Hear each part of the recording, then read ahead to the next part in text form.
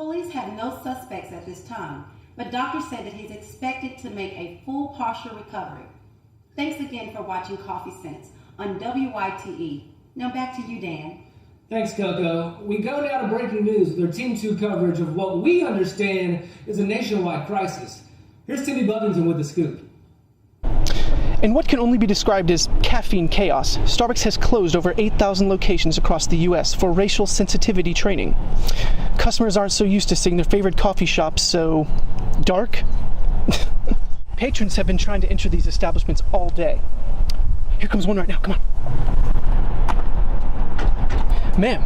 Ma'am, are you aware that Starbucks is closed today for racial sensitivity training?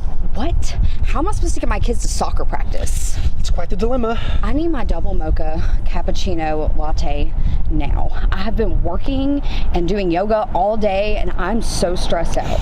That's very unfortunate, ma'am. Seriously? I guess I'll just go to the one on Metropolitan. That one's actually closed too today. They all are. Wow, such an imposition. Starbucks does not know the needs of this community. Well, there you have it. Some people have some pretty strong opinions about how this day is going so far. WYTE caught up with the distraught woman on the way back to her car. I'm sending an email to their corporate office. My family is going to suffer from me not having my caffeine fix. Are you seriously still following me? Get out of my face! Ow!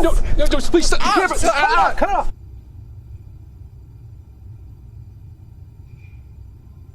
Holy shnikes.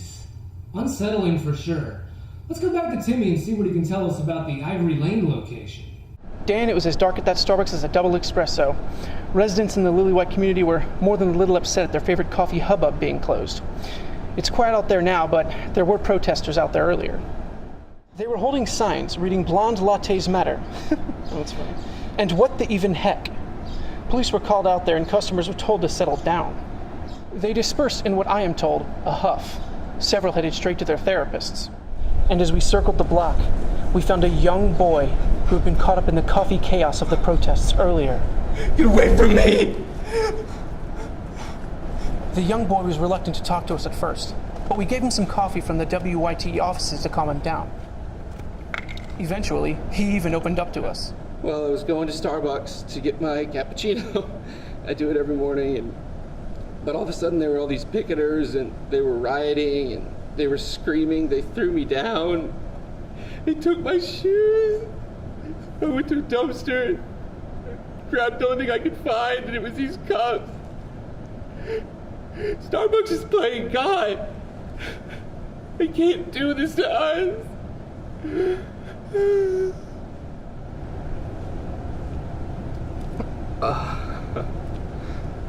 Maybe I'll just start going to Dunkin' Donuts now and not have to worry about wearing cups for shoes.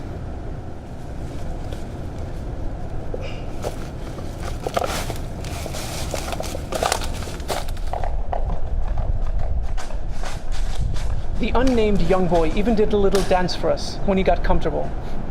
While the psychological damage he endured was obviously irreversible, we hope the best for him, even though we'll more than likely never see him again. The young boy we call Cup Shoe.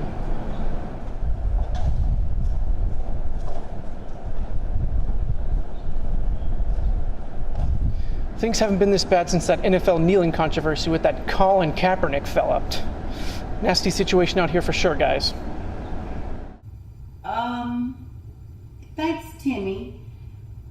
Up next, we have a viral video of a man who describes his experience with Starbucks today. That video has already racked up millions of views.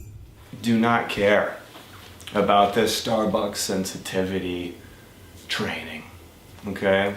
So you know what happened today? I wake up at the crack of noon every day. First thing I do, go to Starbucks. Typically a double shot frappuccino, extra whip, venti.